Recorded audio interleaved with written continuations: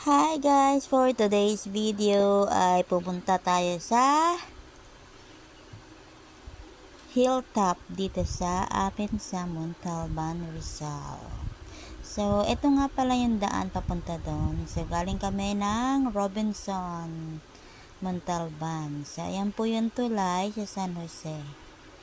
So, didiretsuhin nyo lang po yan papuntang Forest Lawn. So, dun po yun malapit.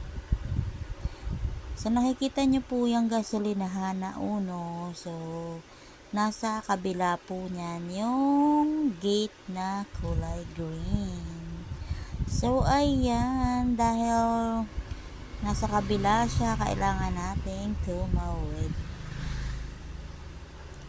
So, medyo delikado lang ang kalsada dahil maraming dumadaan.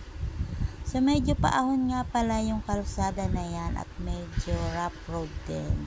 So, medyo struggle sa mga 4 wheels. So, kung gusto mo medyo maayos na biyahe, pwedeng mas okay pag motor ang gagamitin. Kung gusto nyo lang naman. So, kami ginamit namin 4 wheels dahil 4 kaming pumunta dyan.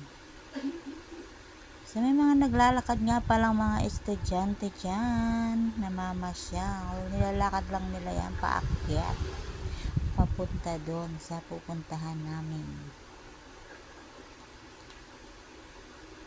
So, medyo kabado nga pala yung aming driver dyan guys, kasi nga rough road siya. Tapos, puro paliko-liko ang daan.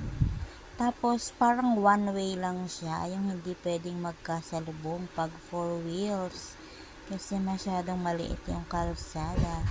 Tapos, wala kang gigilidan kasi bangin na yung sa kabila. Tapos, yung sa kabila naman parang may malalim. Parang may butas.